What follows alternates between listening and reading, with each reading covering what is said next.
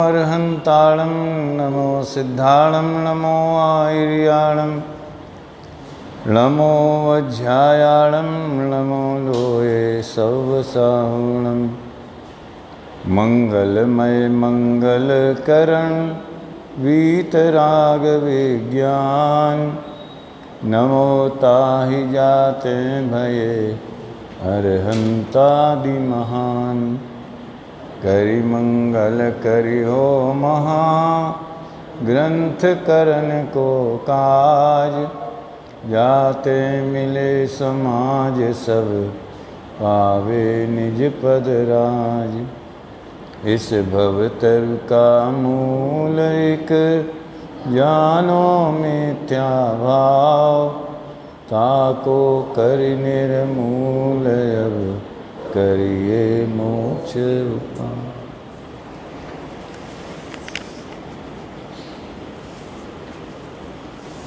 आचार्य कल्प पंडित पिरवर टोडरमल जी की अनुपम रचना मोक्ष मार्ग प्रकाशक शास्त्र के 7वें अधिकार में उभयाभासी प्रकरण के अंतर्गत अपन मोक्ष मार्ग के संदर्भ में नयों की चर्चा करना चाहते हैं।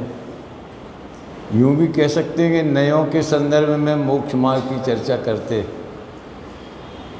कल अपन ने ये पेज नंबर 248 पर जो भूमिका भी पढ़ी थी और उसमें एक पहली मान्यता जो प्रचलित धारणा समाज में थी आज भी है कि मोक्ष मार्ग तो दो हैं, एक निश्चय मोक्ष मार्ग, एक व्यवहार मोक्ष मार्ग, और हमें दोनों का पालन करना चाहिए। अकेले व्यवहार से भी कुछ नहीं होगा, अकेले निश्चय करने से भी कुछ नहीं होगा। इसका स्पष्टीकरण पंडित जी ने किया कि मोक्ष मार्ग दो नहीं है, मोक्ष मार्ग का निरूपण अथवा कथन दो प्रकार का है। फिर दूसरी मान्यता ये 249 पेज पर आई कि निश्चय व्यवहार दोनों को उपादेय मानता है। अब जब दो हैं ही नहीं तो दो को उपादेय मानने का या एक को उपादेय मानना और एक को हेय मानना, इसका प्रश्न कहाँ खड़ा होता है। ये भी जरा सोचने की बात है गंभीरता से। स्वयं पंडित जी कह रहे हैं कि मोक्ष मार्ग दो नहीं है, फिर वे आरोप लगा रहे हैं उभयाभासी के ऊपर कि ये दोनों को उपादेय मानता है। तो उभयाभासी कह सकता है कि साहब आप ही ने तो कहा कि दो हैं ही नहीं, तो भैया तुम तो ऐसा नहीं जान रहे ना, तुम तो दो ही मानते हो ना हैं। और दोनों को उपादेय माने जिसको उपचार से मोक्ष मार्ग कहा है वो भी करने लायक है, उससे भी निर्जरा होती है, मोक्ष होता है, ऐसा मानता है। ये दोनों को उपादेय मानने का मतलब ये हुआ कि जो दो तरह से कहा गया है, तो जिन जिन को दो तरह से कहा गया है मोक्ष मार्ग, वीतराग भाव भी उपादेय है, वो तो है ही, लेकिन जब तक नहीं होती तब तक अपने को ये करने लायक है। फंदा यहाँ फंसता है, वो भूमिका में आता है, वो बात जुदी है, वो तो आए बिना रहेगा नहीं। कभी गुरुदेव श्री से पंडित धन्नालाल जी ऐसा सभा में रात्रि चर्चा में प्रश्न पूछते थे, तो महाराज आज आपके प्रवचन में आया कि ये व्रतशील संयम इत्यादि ये मोक्ष मार्ग नहीं है, एक वीतरागता ही मोक्ष मार्ग है, तो वो तो हम समझ में आ गया बराबर है, पर जब तक वीतरागता नहीं हो तब तक शुभराग करना कि नहीं करना। ऐसा कई बार सभा में स्पष्टीकरण कराने के लिए वो पूछते थे, तो गुरुदेव इतना सुंदर उत्तर देते हैं कि उस ज्ञानी को शुभ भाव आए बिना रहता नहीं है, पर वो उसे हेय जानते हैं। अब इसमें क्या समाधान बाकी रह गया इसमें उनके आए बिना रहता नहीं है, ऐसा कहकर वो ये बताते हैं कि तुम्हारे हाथ में नहीं है कि वो न आए, और करने लायक है ऐसा नहीं है, बस ये बात है। व्यवहार अभूतार्थ है वाली बात भी कल आई थी कि दोनों नयों के स्वरूप में परस्पर विरोध है। सुनो, मोक्ष मार्ग दो नहीं है, नए तो दो हैं। क्या कहा? मोक्ष मार्ग दो नहीं है, लेकिन एक मोक्ष मार्ग को दो तरीके से जानने वाला ज्ञान, कहने वाला नए, वो तो दो हैं। तो ये वाला पैराग्राफ देखने लायक है इस संदर्भ में 249 पेज पे। तथा तू ऐसा मानता है कि सिद्ध समान शुद्ध आत्मा का अनुभवन सो निश्चय और व्रतशील संयम आदि रूप प्रवृत्ति सो व्यवहार, सो तेरा ऐसा मानना ठीक नहीं है। इसका आगे भी उन्होंने एक और खुलासा अगले पेज पर भी किया है। यहाँ तो ऐसे मानने में गलती क्या है? आत्मा का अनुभव तो मोक्ष मार्ग है ही, और व्रतशील संयम को व्यवहार से मोक्ष मार्ग कहते ही हैं। तो आत्मा के अनुभव को निश्चय कहना और इन्हें व्यवहार कहने में गलती क्या है? गलती ये है कि एक चीज़ के दो निरूपण होना चाहिए। उसने किसी का नाम निश्चय और किसी का नाम व्यवहार ऐसा अप्लाई कर दिया। देखो, पंडित जी ने ये फार्मूला दिया है, किसी द्रव्य भाव का नाम निश्चय और किसी का नाम व्यवहार ऐसा नहीं है। एक ही द्रव्य के भाव को, भाव का मतलब यहाँ मुख्यतया उसकी पर्यायों से ही है, उस स्वरूप ही निरूपण करना सो निश्चय नहीं है। उस स्वरूप, अब उस स्वरूप का मतलब जैसे रागादि भाव हैं तो ये जीव की पर्याय है। जैसा कि आज सवेरे सर्वशुद्ध ज्ञान अधिकार में भी बहुत सी गाथाएं आई, तो उस स्वरूप, तो जीव के भाव को जीव का कहना, उस जीव के भाव को कर्मोदय के निमित्त से हुआ है तो कर्म का कहना। ऐसे दो नए बन जाएं, भाव एक रहेगा, नए निरूपण दो हो जाएंगे। बात समझ में आई? मोहराग द्वेष के परिणाम जीव के भाव हैं तो निश्चय ने से जीव के कहना, और कर्म के द्वारा कराए गए हैं तो व्यवहार ने से कर्मकृत कहना। अब अध्यात्म शैली में जब स्वभाव और विभाव का भेद ज्ञान करते हैं तो नए पलट जाते हैं। मालूम है आपको? अध्यात्म शैली में रागादि भावों को पुद्गल का कहना निश्चय नहीं का कथन है। क्या विचित्र बात है। और उन्हें जीव का कहना वो उपचरित सद्भूत व्यवहार अथवा अशुद्ध निश्चय नहीं। और जैसे नाचार्य कहते हैं अशुद्ध निश्चय नहीं भी शुद्ध निश्चय के सामने व्यवहार ही है। तो जीव का कहना, अब लोग फंस जाते। इसलिए मैं कहता हूँ कि वस्तु एक, निरूपण दो। निरूपण एक, कथन अनेक। ये राग वाले मामले में कई नए अप्लाई होते हैं। प्रवचन सार 189 गाथा में तो शुद्ध द्रव्य की निरूपणा है, ऐसा भी कथन है। तो अभी तो यहाँ अपन इसी को समझें। उपचार से उस द्रव्य के भाव को अन्य द्रव्य के भाव स्वरूप निरूपण करना सो व्यवहार है। उदाहरण बहुत सरल है। जैसे मिट्टी के घड़े को मिट्टी का घड़ा निरूपित किया सो निश्चय, और घृत संयोग के उपचार से उसी को घृत का घड़ा कहा जाए सो व्यवहार। अब कहने के लिए कोई मना करता नहीं है और मानता कोई नहीं है।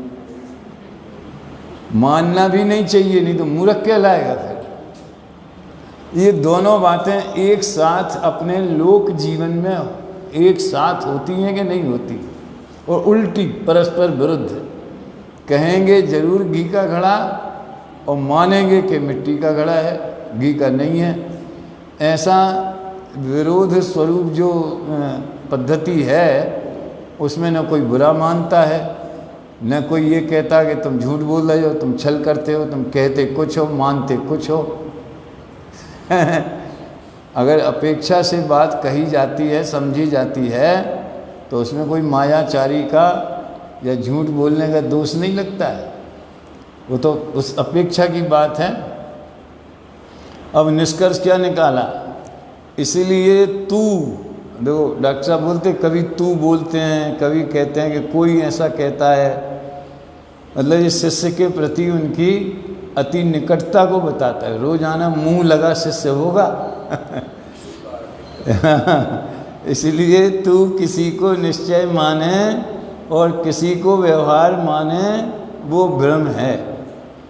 मैं अन्य प्रसंगों में भी 2 दिन पहले 3 दिन पहले ये बता चुका हूँ, शरीर वो निश्चय और आत्मा वो व्यवहार, आत्मा निश्चय और शरीर व्यवहार, घी निश्चय और घड़ा व्यवहार, घड़ा निश्चय और घी व्यवहार। ऐसा 2 पदार्थों में किसी में किसी, क्योंकि जो जैसा है वैसा तो निश्चय स्वरूप उसका है ही है। अब उसी को दूसरे ढंग से कहने में व्यवहार लागू पड़ जाता है, वहाँ दूसरा पदार्थ खड़ा करने की ज़रूरत नहीं है। अब घड़े में निश्चय व्यवहार लगा लो कि निश्चय से मिट्टी का है, व्यवहार से घी का है। अब घी में भी निश्चय व्यवहार लगा लो, नहीं लग सकते, घी में निश्चय व्यवहार नहीं लग सकते हैं। गाय के दूध का है तो गाय के दूध का घी है, भैंस के दूध का है क्योंकि उसका स्वरूप है, भैंस के दूध का है तो भैंस के दूध का घी है, ये उसका निश्चय स्वरूप है। और अगर वो घड़े में रखा है तो घड़े का घी ले आना, स्टील के डब्बे में रखा है तो डब्बे का घी ले आना। घर का अलग होता है, घर के घी में भी मर्यादा का जो होता है वो अलग होता है, 8 पैर का, समझ में आया ना। और बाज़ार से खरीदे गया देसी घी अलग होता है, और दूसरे का तो नाम लेना ही बेकार है हमने अपनी दुकान में दोनों तरह का बेचा है तो किसी का निश्चय हो किसी का नाम व्यवहार, ये कोई निश्चय व्यवहार की पद्धति नहीं है। अभी सुनना आगे, वो जो बात तो वो सिद्ध समान आत्मा का अनुभव निश्चय, इसका एक समाधान तो उनने ये किया, सुनो ध्यान से, ऊपर नीचे की लिंक बिठाना, कि किसी भाव का नाम निश्चय और किसी भाव का नाम व्यवहार, ऐसा नहीं है। अभी किसी तरफ से इनको कहा भी जाए तो तेरे मानने में भी निश्चय व्यवहार को परस्पर विरोध आया, ये और मार्मिक बात है। यदि तू अपने को सिद्ध समान शुद्ध मानता है तो व्रतादि किस लिए करता है? आत्मा को निश्चय से शुद्ध मानो, लेकिन व्रतशील संयम का भी पालन करना चाहिए, स्वच्छंदी नहीं होना चाहिए। बात सच्ची है, सवाल निश्चय और व्यवहार मोक्ष मार्ग का है यहाँ पे। तो हम सिद्ध समान शुद्ध हैं नहीं हैं क्या?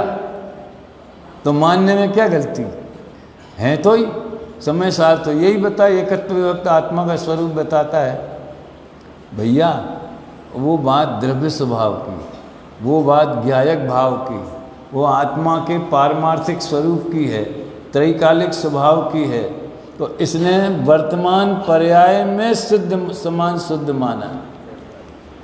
ऊपर लिखा था ना कल के उसमें कि जैसा निश्चयाभास के अवलंबी निश्चय का अंगीकार करते हैं, वैसा निश्चय का अंगीकार करता है। तो निश्चयाभासी अपने को द्रव्य दृष्टि से शुद्ध नहीं मानते। इसके 199 पेज पे शायद एक बहुत मार्मिक प्रकरण है, 199 ही है वो बड़ा उलझाने वाला है। ऊपर सो यहाँ पूछते हैं कि ये चिंतन यदि द्रव्य दृष्टि से करते हो तो द्रव्य तो शुद्ध शुद्ध सर्व पर्यायों का समुदाय है। प्रदीप जी, इसका अर्थ करने में बड़ा चक्कर पड़ता है कि ये कौन सी अपेक्षा है? द्रव्य शुद्ध शुद्ध पर्यायों का समुदाय किस अपेक्षा से है? एक बार पवन जी के पास हम लोग थे और डॉक्टर साहब भी उनसे मिलने आए थे, मंगलायतन में ही थे। तो आपस में 3-4 लोग बैठ के इसी मुद्दे की चर्चा निकाली थी। मैंने जानबूझ के, ये कौन सा द्रव्यार्थिक न्याय है कि पर्यायार्थिक न्याय है कि प्रमाण है कि क्या है? द्रव्य तो शुद्ध शुद्ध पर्यायों का समुदाय है। तुम शुद्ध ही अनुभव किस लिए करते हो? और पर्याय दृष्टि से करते हो तो वर्तमान में अशुद्ध पर्याय है। तो पहली बात तो द्रव्य तो शुद्ध अशुद्ध पर्यायों का पिंड है। ये कर्मोपाधि सापेक्ष अशुद्ध द्रव्यार्थिक न्याय का कथन है। ये शुद्ध द्रव्यार्थिक का नहीं है। कर्मोपाधि सापेक्ष और कर्मों, उनने शुद्ध अशुद्ध दोनों पर्याय ली ना, तो जो छायक भाव है वो भी कर्मोपाधि सापेक्ष पर्याय है। ये सोच नहीं, तूने पढ़े 10 द्रव्यार्थिक नए रहस्य पढ़, रोज़ 2 पेज पढ़ने का नियम ले ले इस 10 लक्षण की क्या बोलते हैं स्मृति में। दूसरी बात, उसकी सबसे बड़ी भूल ये है, अच्छा निश्चयाभासी कहे कि हम द्रव्य दृष्टि से शुद्ध हैं तो वो निश्चयाभासी, और ज्ञानी कहे कि हम द्रव्य दृष्टि से शुद्ध हैं तो वे ज्ञानी। ये पक्षपात नहीं है, इसमें क्या कहाँ फर्क पड़ जाता है भैया। ज्ञानी अपने को द्रव्य दृष्टि से शुद्ध कहते हैं तो वो द्रव्य दृष्टि द्रव्य में लगाते, पर्याय में नहीं लगाते। वो अखंड एक ज्ञायक भाव है उसमें लगाते हैं, उस दृष्टि से अपने को शुद्ध अनुभव। तो सम्यक दर्शन है, गुरुदेव के वहाँ तो लिखा है बहुत मोटे अक्षरों में सोनगढ़ में कि द्रव्य दृष्टि ही सम्यक दृष्टि। वो जिनने रिनोवेशन कराया वो घाटकोपर की एक सतीश भाई हैं, 75 साल हो गए उसको स्वाध्याय हाल को, वहाँ हो गए 5-10 पहले की बात है, और शायद 75 लाख रुपए लगा करके पूरी लकड़ी सब नहीं लगाई, बदली नहीं, लकड़ी का ही बनाया, वही डिजाइन वही चीज़ बिल्कुल वैसे ही लिखाई सब, किसी को लगा ही नहीं कि इसमें कुछ परिवर्तन हुआ है। तो द्रव्य दृष्टि से सम्यक दृष्टि वो लिखा है। और निश्चयाभासी अपने को द्रव्य दृष्टि से शुद्ध मानता है तो वो अपनी पर्याय को द्रव्य दृष्टि से शुद्ध मानता है। ये महाभूल है। मैंने शायद उदाहरण भी दिया था कि अब ब्लड प्रेशर का वो लगाओ मशीन और बुखार के बारे में निर्णय करो कि या शुगर के बारे में निर्णय करो, और शुगर नापने की मशीन लगाओ और उससे कहो कि ब्लड प्रेशर इतना हो गया। ये वैसी भूल है ये। जब तुमने द्रव्य दृष्टि की मशीन लगाई है अपने ज्ञान में तो द्रव्य स्वभाव को ही देखो। ये है, यही भूल यहाँ है। देखो वापस 249, यदि तू अपने को सिद्ध समान शुद्ध मानता है तो वृतादि किस लिए करता है? क्योंकि पर्याय में तो शुद्ध है ही, उसने माना ही है। और वृतादि के साधन द्वारा सिद्ध होना चाहता है तो वर्तमान में शुद्ध आत्मा का अनुभव मिथ्या हुआ।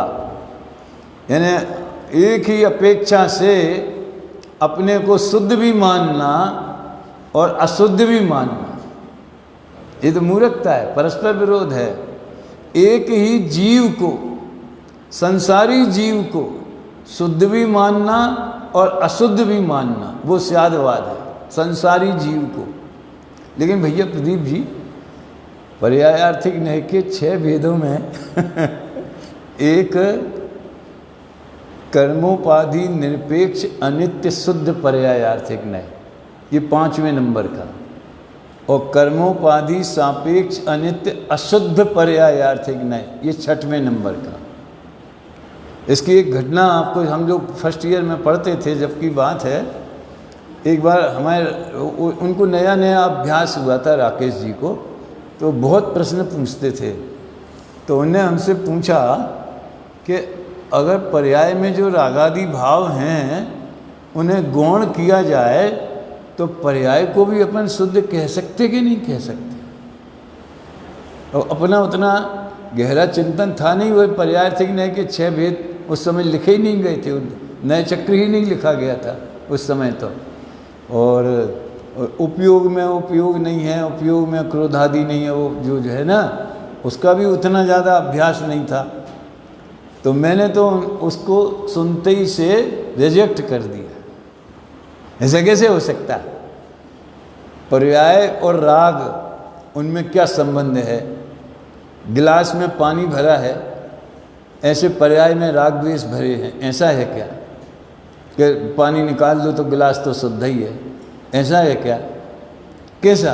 पर्याय को गौण राग को गौण करोगे तो जिस पर्याय में वो राग है वो पर्याय भी गौण हो जाएगी। हाँ, तो ऐसा कैसे हो सकता है? लेकिन जब ये 5वें नंबर का आया, कर्मोपाधि निरपेक्ष अनित्य शुद्ध पर्याय आर्थिक नय, और उसके प्रयोग में ऐसा लिखा है, ये माल्य धवल की गाथा है नय चक्र की, कि संसारी जीवों की पर्याय को सिद्ध समान शुद्ध कहना। अब ये इसके संदर्भ में ये बिल्कुल अटपटी और विरुद्ध बात है भाई। जब प्रकाश जी ख्याल में आता है तो मेरे संसारी जीवों की पर्याय, जीव को द्रव्य दृष्टि से शुद्ध कहो, पर्याय दृष्टि से अशुद्ध कहो, प्रसिद्ध बात है, कोई प्रॉब्लम नहीं है। लेकिन संसारी की पर्याय भी शुद्ध है, ये कैसे हो सकता है? फिर जो एक तो वो आया नए कर्म, जब हम उसको पढ़ाते थे ना तो हम ये प्रकरण भी सामने रखते थे विद्यार्थियों को कि इसमें निश्चयाभास नहीं होगा। संसारी की पर्याय को सिद्ध समान शुद्ध कहना तो टोडरमल जी ने निश्चयाभास कहा है। तो भैया यहाँ पर दूसरा नय भी खड़ा है, 5वें के साथ में 6वां नय भी है कि वो कर्मोपाधि सापेक्ष अशुद्ध पर्यायार्थिक नय से संसारी जीव की पर्यायें तो अशुद्ध हैं, वो भी है। तो ऐसी कौन सी पर्याय है कि जो राग को गौण करो तो वो शुद्ध दिखाई देगी? तो जो 15वीं गाथा ने हमको समाधान किया, सामान्य ज्ञान का आविर्भाव, और सामान्य ज्ञान के आविर्भाव माने ज्ञान का चेतना रूप जो जानन क्रिया सहज जो ज्ञान क्रिया हो रही है, उस ज्ञान को ज्ञान मात्र दृष्टि से देखना, वो पर्याय ज्ञान, पर्याय में ज्ञान की धारा की बात है। वो ये उपयोग में उपयोग है। तो गुरुदेव कहते एक उपयोग तो जिसके बाद में मैं लगा है, मैं के पहले वाला उपयोग वो जानन क्रिया है, वो आधार है, और उसमें उपयोग है माने उपयोग स्वरूप आत्मा कहाँ रहता है? अपनी जानन क्रिया में रहता है। तो ये भी एक बहुत बारीक विवक्षा है, लेकिन यहाँ इनको कहाँ खबर है, समझ में आए ना? ये तो रागादि मेरे में है ही नहीं। क्या द्रव्य दृष्टि से देखा जाए तो मेरी पर्याय में रागादि है ही नहीं, मैं तो सिद्ध समान शुद्ध हूँ, उसी को एकांत पकड़ के बैठा है। इसलिए वहाँ निश्चयाभास नहीं होता, क्योंकि वहाँ सापेक्ष अशुद्ध पर्यायों की भी स्वीकृति है, उनको गौण किया है। और निरपेक्ष पर्याय, वो कारण शुद्ध पर्याय की बात जुदी है, लेकिन निरपेक्ष पर्याय तो जो जानन क्रिया, जैसे कुछ स्फटिक मणि तो अपने स्वच्छ स्वभाव रूप परिणमन करने वाला है। आप यूँ सोच लो कि जब उसमें वो कलर दिखाई दे रहा है लाल पीला नीला, तो वो स्वच्छ रूप ही परिणमित कर रहा है कि नहीं परिणमित कर रहा है? अगर नहीं करता होता, मात्र उसकी शक्ति में के द्रव्य स्वभाव में ही उसका स्वच्छत्व वहीं तक सीमित होकर रह जाता, पर्याय में स्वच्छ स्वभाव नहीं आया क्योंकि लाल रंग दिखाई दे रहा है। तो स्वच्छता के बिना लाल रंग दिखता किस में? बात समझ में आई? अगर वो अपने स्वच्छ स्वभाव रूप नहीं परिणमता होता तो उसको स्वभाव दृष्टि से देखो, उसकी पर्यायों को स्वभाव दृष्टि से देखो तो वो स्वच्छ रूप परिणमित हो रहा है। उसी में ये लाल पीले नीले की रंग की उपाधि दिख रही है। ठीक इसी तरह से अज्ञानी का ज्ञान भी स्वच्छ ज्ञान रूप ही परिणमित होता है, और उसमें वो मोह के उदय से 3 प्रकार का परिणाम, विकार, मिथ्यात्व, अज्ञान, असंयम, वो झलकता है कहो कि फिर वो पर्याय में उस रूप परिणमित होता है, लेकिन भ्रम से वो अपने को वैसे ही मान लेता है। ऐसा है, थोड़ा बारीक जरूर है?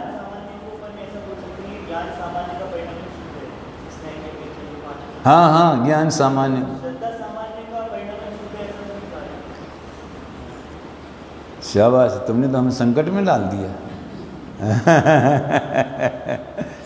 इस श्रद्धा में इसलिए लागू नहीं होता कि श्रद्धा का कोई भी अंश निर्मल मिथ्यात्व के उदय में व्यक्त नहीं है। मेरा तर्क समझ में आया? अगर आप लोगों सहमत नहीं हो तो बाद में मुझसे चर्चा भी करें, हैं? क्यों भैया? कोई भी अंश ज्ञान और दर्शन के अलावा और वीर के अलावा, ये तीनों में ही क्षयोपशम भाव होता है, उपशम नहीं होता। उदय रहता है और क्षयोपशम रहता है, तो इनके अंश खुले रहते। ज्ञान दर्शन वीर के अंश खुले रहते और ज्ञान स्वसंवेदन गम्य है। ज्ञान का स्वभाव अपने पर को जानते हुए अपने स्वरूप का प्रकाशन करना है। पर को जानना, वो तो सुबह आ गया था बढ़िया पूजा में, वो तो व्यवहार है, व्यवहार की भाषा है, वो अपने ही काम कर रहा है। हमने जैसे पंखे को जाना तो हम अपना, हमारा ज्ञान हमारा ही काम कर रहा है, उसको पंखे से कुछ भी लेना देना नहीं, तो ज्ञान में ही लागू पड़ेगा। दर्शन में इसलिए लागू नहीं पड़ेगा, वो निराकार है, उसमें भेदक शक्ति ही नहीं है। ठीक है ना भैया? ज्ञान में ही लागू पड़ेगा। स्वच्छता ज्ञान की ही है, बाकी में ऐसी स्वच्छता ही नहीं है कि उनमें कोई अंश उनके खुले हुए। शुरू में मैंने सुख में भी बताया था कि लोग ऐसा कहते थे कि कुछ सुख का भी अंश खुला है, तो उसको टोडरमल जी ने मना किया। खैर चलो, तो शिष्य कहता है कि समय सार आदि में शुद्ध आत्मा के अनुभव को निश्चय कहा है और वृत्ति संयम को व्यवहार कहा है। वही बंध अधिकार की गाथा, मेरा आत्मा निश्चय है, मेरा आत्मा निश्चय प्रत्याख्यान है। ख्याल में आया ना? निश्चय से आत्मा ही सम्यक दर्शन है, आत्मा ही ज्ञान है, आत्मा ही चारित्र है, वो तो निश्चय कहा। और नौ तत्व का श्रद्धान वो सम्यक है, ये व्यवहार कहा। तो वहाँ तो ऐसा है ही, आप मना कैसे करते हो? अब जो उत्तर दिया है थोड़ा सावधानी से समझने लायक है। शुद्ध आत्मा का अनुभव सच्चा मोक्ष मार्ग है, इसलिए उसे निश्चय कहा है। अब ये समझ लो, एक वीतराग भाव, उसके निश्चय व्यवहार, व्रतादि व्रतशील संयम आदि के परिणाम, उसमें निश्चय व्यवहार। अब तीसरी और खड़ी हो गई, मोक्ष मार्ग में निश्चय व्यवहार। तो जब हम मोक्ष मार्ग की चर्चा करते हैं तो शुरू में ही पंडित जी ने कहा पिछले पेज पे कि जहाँ मोक्ष मार्ग को, सच्चे मोक्ष मार्ग को मोक्ष मार्ग निरूपित किया जाए, मतलब वो वीतराग भाव की व्याख्या नहीं है, वो मोक्ष मार्ग की व्याख्या है। इतना सा फर्क है। क्या? मोक्ष मार्ग एक और निरूपण दो।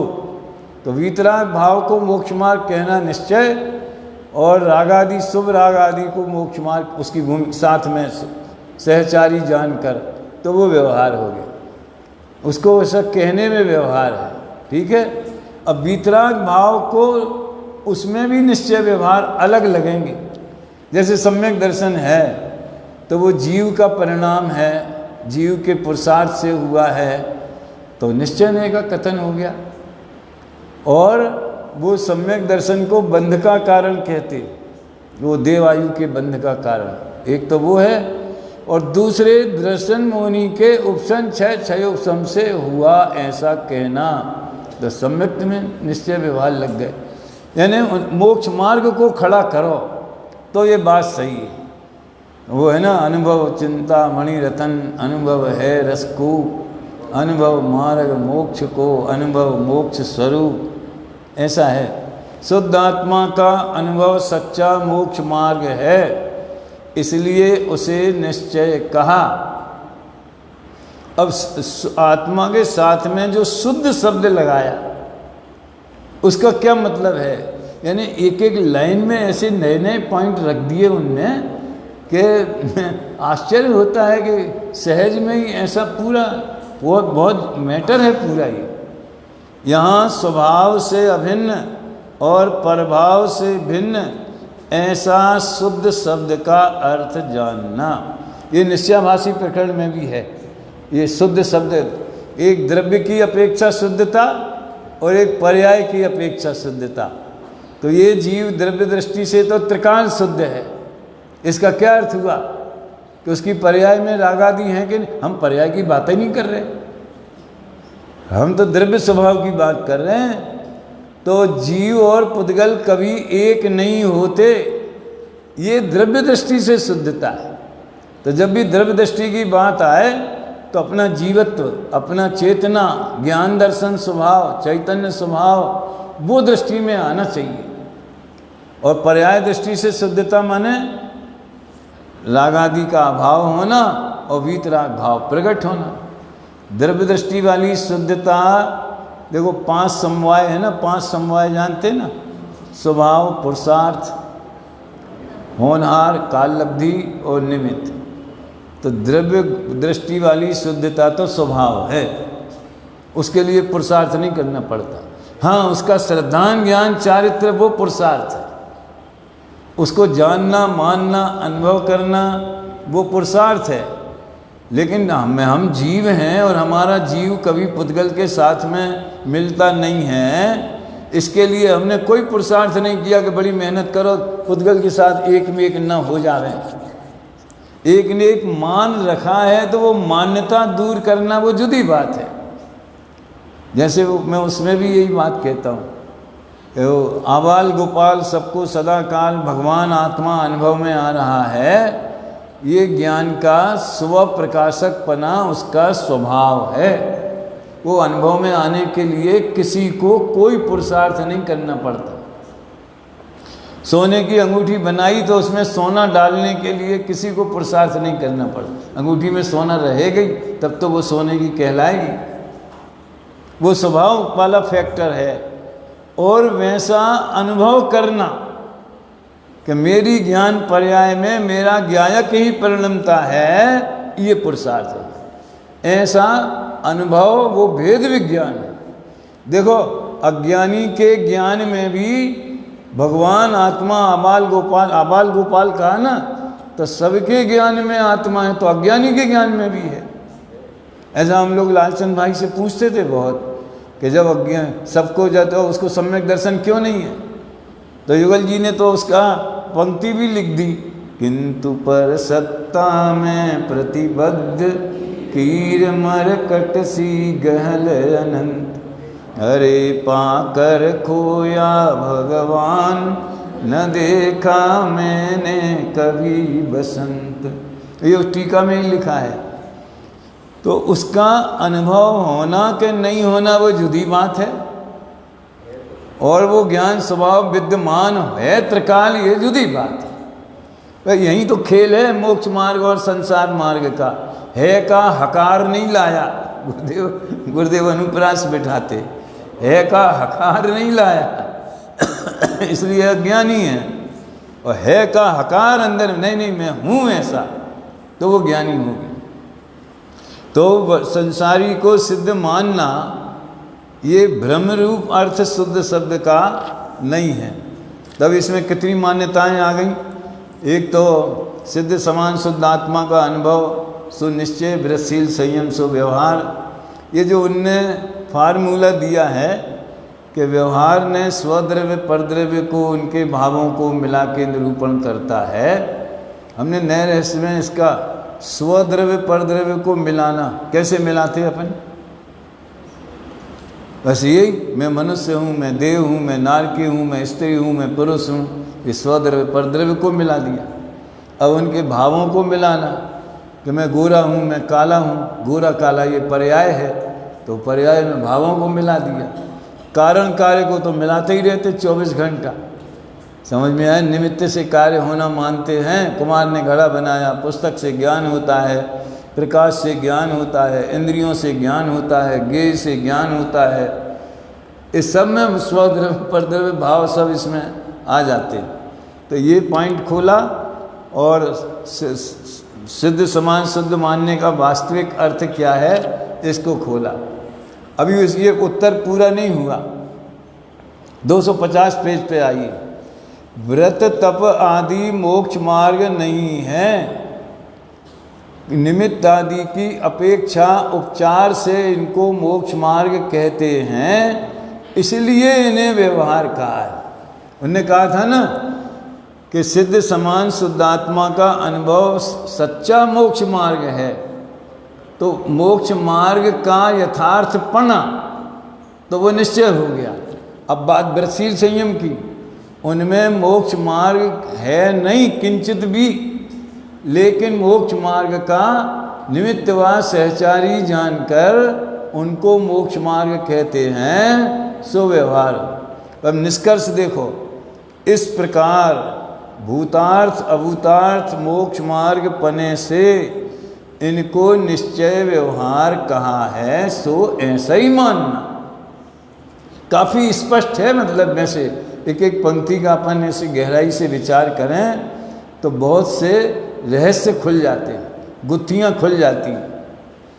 भूतार्थ अभूतार्थ मोक्ष मार्ग पने से इनको निश्चय व्यवहार। अब इसको खोलो, इस कोड वर्ड को डीकोड करो कि भूतार्थ पने से आत्मा के अनुभव को निश्चय मोक्ष मार्ग कहा, अभूतार्थ पने से व्रतशील संयम आदि को व्यवहार से मोक्ष मार्ग कहा।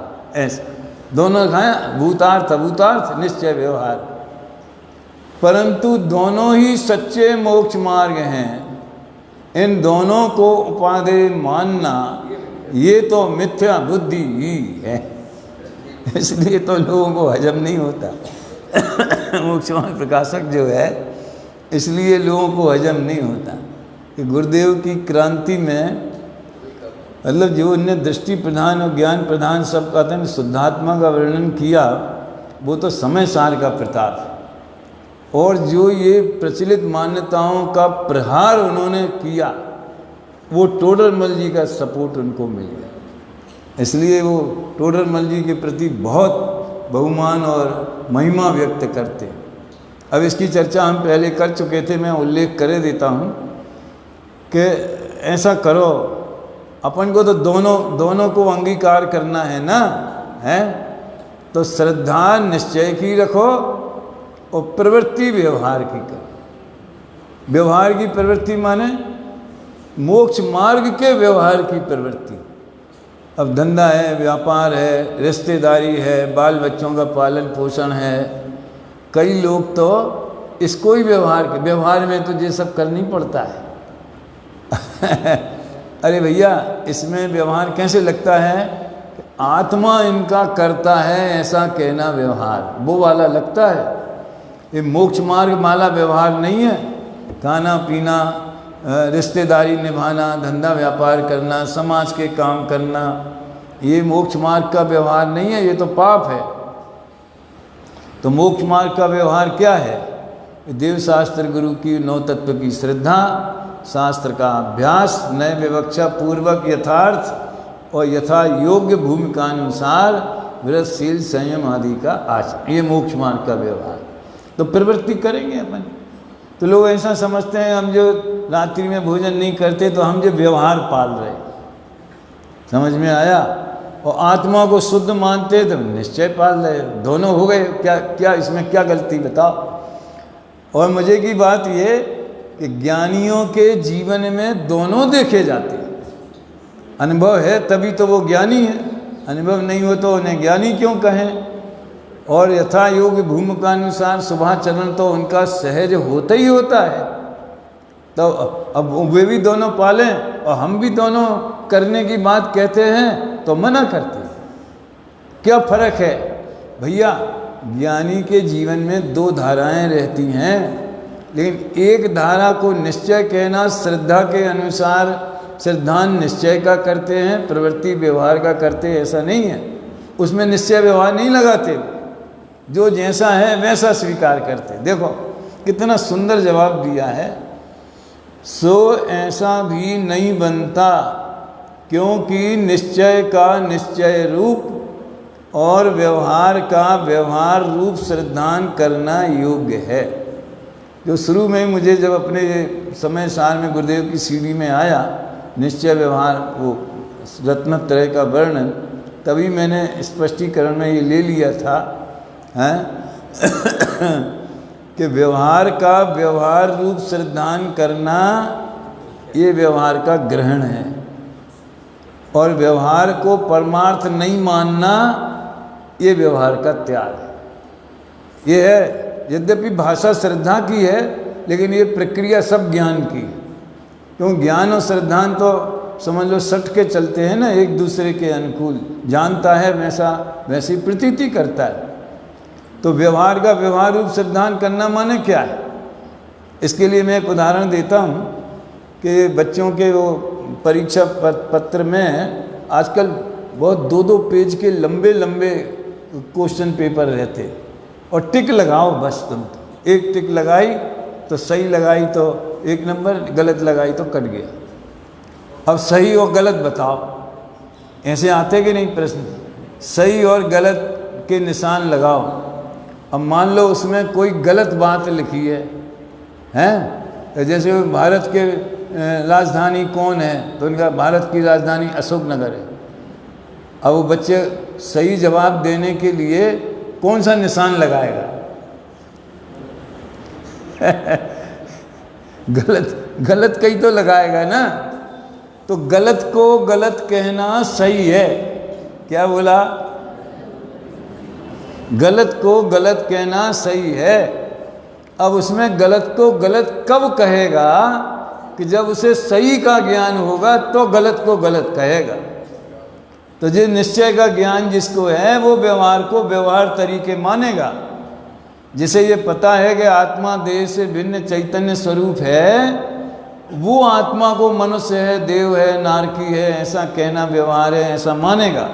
उसका व्यवहार सच्चा, क्योंकि उसने व्यवहार को परमार्थ नहीं माना, इसलिए उसका व्यवहार सच्चा सम्यक व्यवहार है, सम्यक ज्ञान है। व्यवहार को व्यवहार रूप मानना।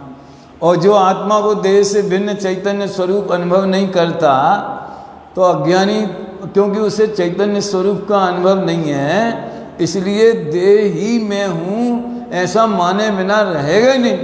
तो उसका व्यवहार परमार्थ को प्राप्त हो गया। पुरुषार्थ सिद्ध उपाय में एक बड़ा सुंदर उदाहरण है व्यवहार को परमार्थ मानने का। ख्याल है कौन सा? बिल्ली को शेर मान लेना। बच्चे को पूछा शेर कैसा होता है, तो जैसे ये बिल्ली जा रही ना, इसी टाइप ऐसा ही होता है। अच्छा, बिल्ली ही शेर है।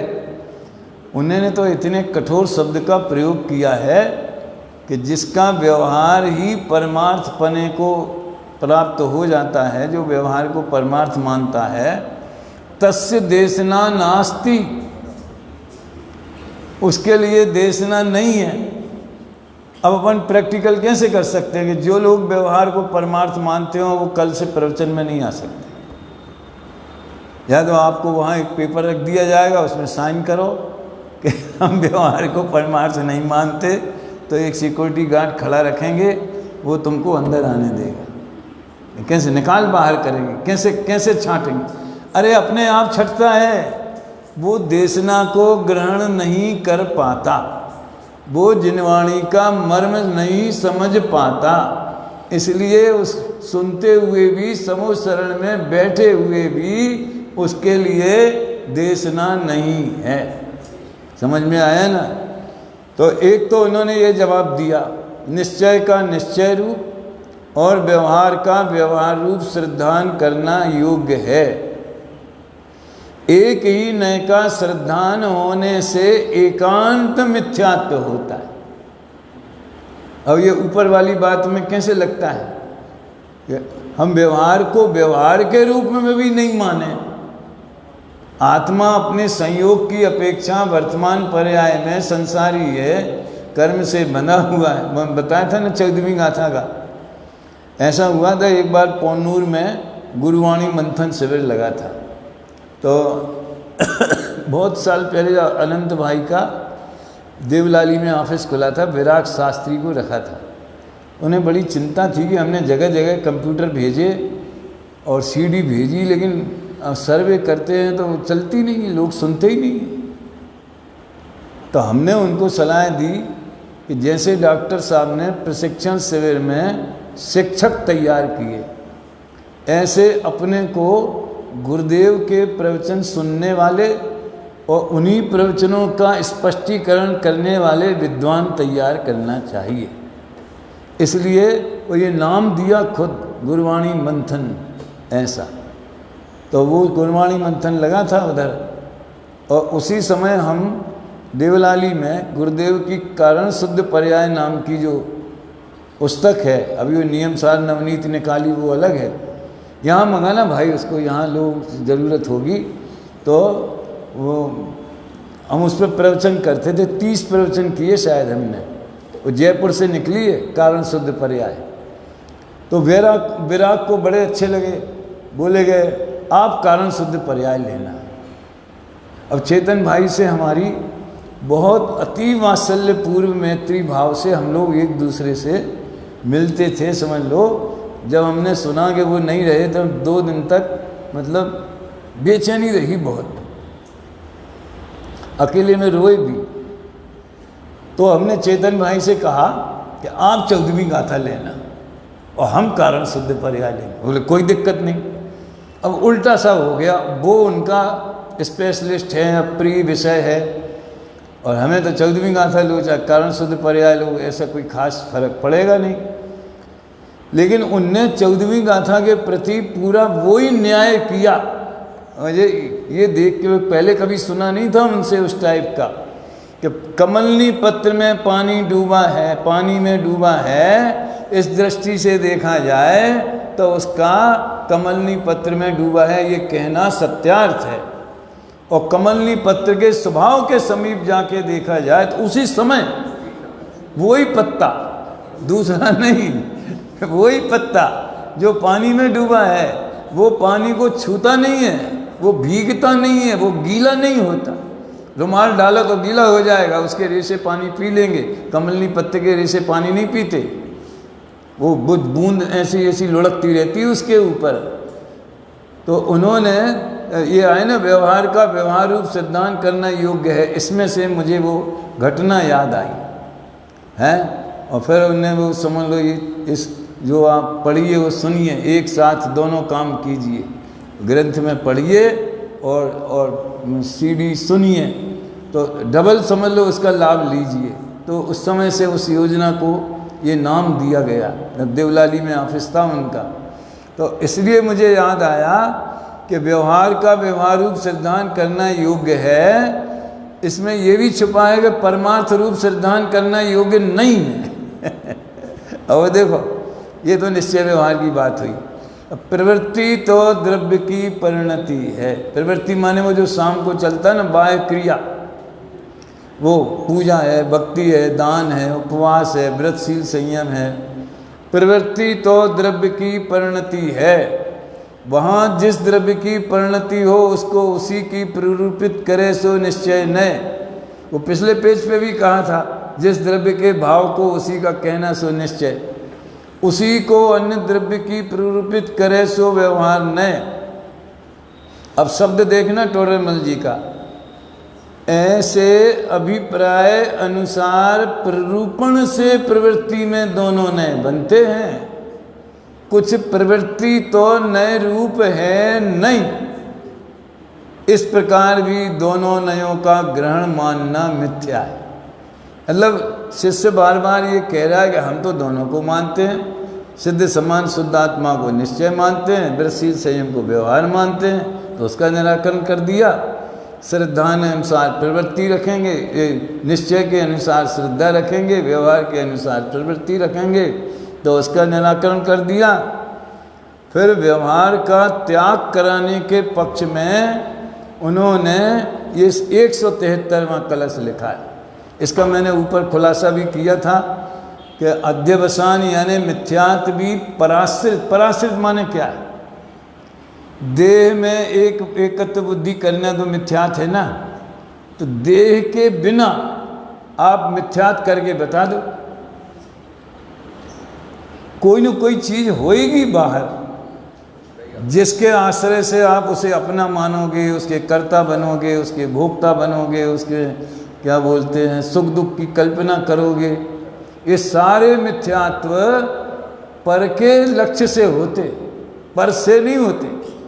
तस्मिन् निमित्तम परसंग पर के लक्ष्य से होते, इसलिए मिथ्यात्व पराश्रित है और व्यवहार तो पराश्रित निरूपण करते ही है। तो आपने बोला था भाई साहब ने पराश्रय पने की अपेक्षा दोनों एक ही है। तो जैसे मिथ्या छोड़ने लायक है वैसे व्यवहार छोड़ने लायक है। गजब बात है। तो अब हमारे नज़र जो इसको व्यवस्थित नहीं सुनेगा, रोजाना नहीं सुनेगा, समझेगा, 10 ही दिन के लिए सुनेगा, वो कन्फ्यूजन, अच्छा हुआ जी अपन ने दोपहर में रखा, वो कंफ्यूज हो जाएगा। अच्छा व्यवहार छोड़ना, वही तो हम कहते हैं कि जो लोग व्यवहार छोड़ाते, व्यवहार को यही बताते स्वच्छंदी बनाते। अरे क्रिया में व्यवहार है ही नहीं, जो कहा ना। व्यवहार छोड़ने का मतलब व्यवहार को परमार्थ नहीं मानना, इसी का नाम व्यवहार का त्याग। तो ज्ञानी के ज्ञान में व्यवहार का त्याग वर्तता है और ज्ञानी के व्यवहार में व्यवहार का ग्रहण वर्तता है। व्यवहार में माने बोलचाल में, लोक व्यवहार में इत्यादि। तो 173वां कलश है। तो अगले पेज पे व्यवहार ने का श्रद्धान छोड़कर निश्चय का श्रद्धान करना योग्य है। अब अभी कहा था कि व्यवहार का व्यवहार रूप श्रद्धान करना चाहिए, और यहाँ कहते व्यवहार का श्रद्धान छोड़कर निश्चय ने का श्रद्धान करना योग्य। कोई फर्क नहीं है। इस व्यवहार ने का श्रद्धान करना माने क्या कि व्यवहार को व्यवहार के रूप में जानना। और उस नीचे तो और लिखा है ऐसा है नहीं, ये वाला फार्मूला लगाना।